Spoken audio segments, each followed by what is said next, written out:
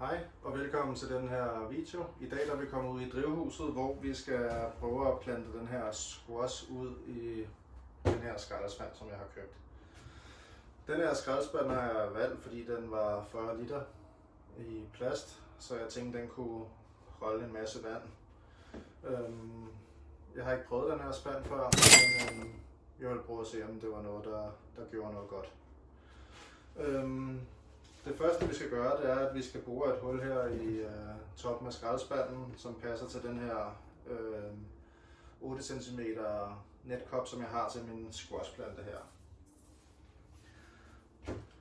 Det første vi gør her, det er, at vi borer igennem.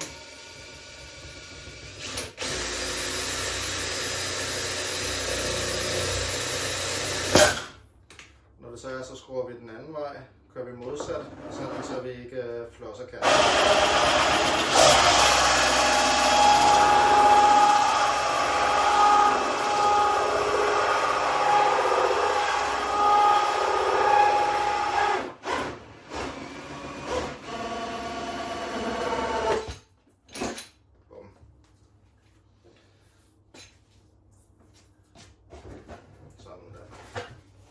Så har vi hul her, som passer i netkoppen.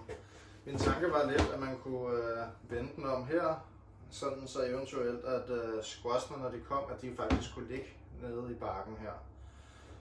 Da squashplanten ikke er den, der bliver den allerhøjeste plante. Om det virker, det ved jeg ikke. Det næste vi skal gøre, det er, at vi skal lige have tømt fra skidtet her.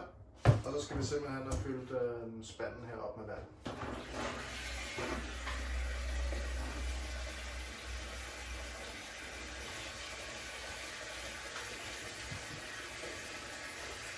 Og imens vi gerne er ved at fylde op, så kan jeg fortælle her, at det er jo sådan en her 8 cm netkop, jeg bruger til de her lidt større planter. Og det vi skal have nu, det er, at vi skal have sådan, så der er lidt luft under, fordi rødderne er blevet ret lange på den her, og vi må ikke fylde vand helt op til netkoppen, fordi så drukner vi squashen, og det vil vi helst ikke have. Så vi skal have lidt vand under, sådan, så der stadig er lidt luftrødder, sådan, så planten kan trække vejret.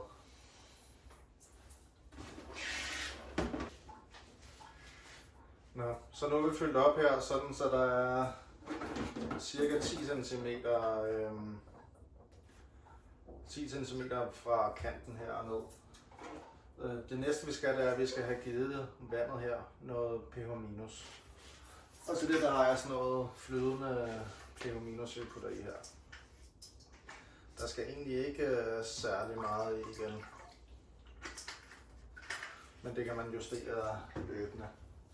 Det vi helst skal ligge på, vi skal ligge på nede omkring pH-værdi på 6.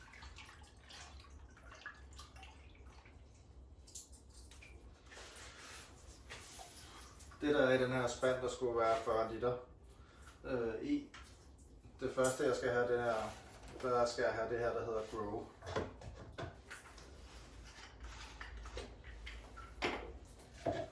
Og der skal jeg bruge, når vi nåede hertil, der bruger vi 1 ml per liter.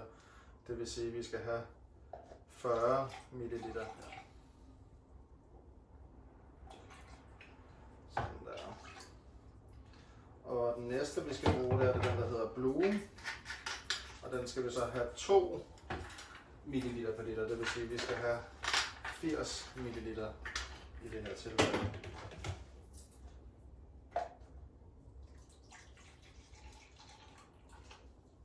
Yes.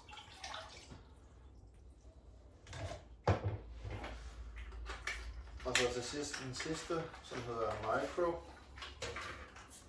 Og den skal vi så have 40 ml i igen.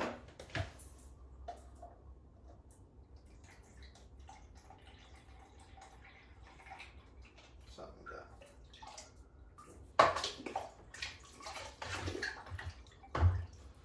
Så vi får rettet det lidt rundt her.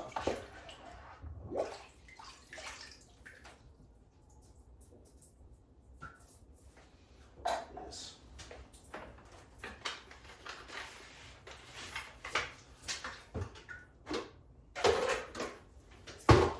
Her der har jeg min tester. Min EC-måler her. Og der skal jeg bruge hatten. Den skal til at blive sådan omkring 1500 til 16, eller omkring 1600 ppm. Plejer jeg gerne at lægge på.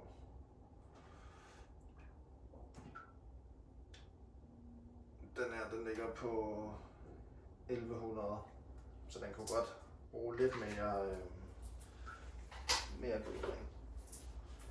Det næste, vi skal have testet, det er så pH-værdien her.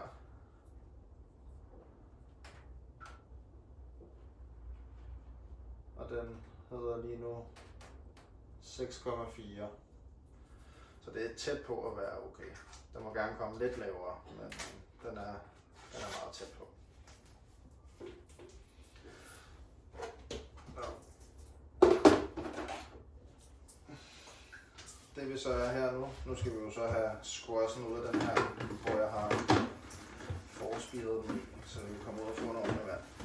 Hvorfor jeg gerne vil have sådan en stor balje med vand, det er fordi, at så skal jeg ikke gøre så meget hele sommeren på bispiltræ. Der er godt med rødder her. Det der her, toppen her af rødderne her, dem må vi egentlig ikke fylde vand op til, som sagt. Det vigtige er hernede, at det er dem her nede i bunden her, der får vand, og det øverste her er, at den kan få luft.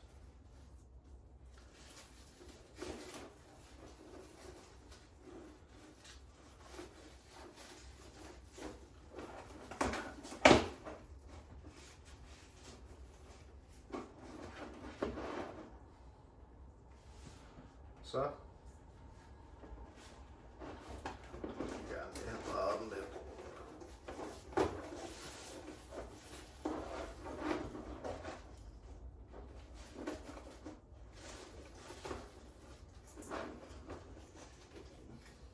Der er godt nok lige lidt for meget vand i, så det skal vi lige have ud her.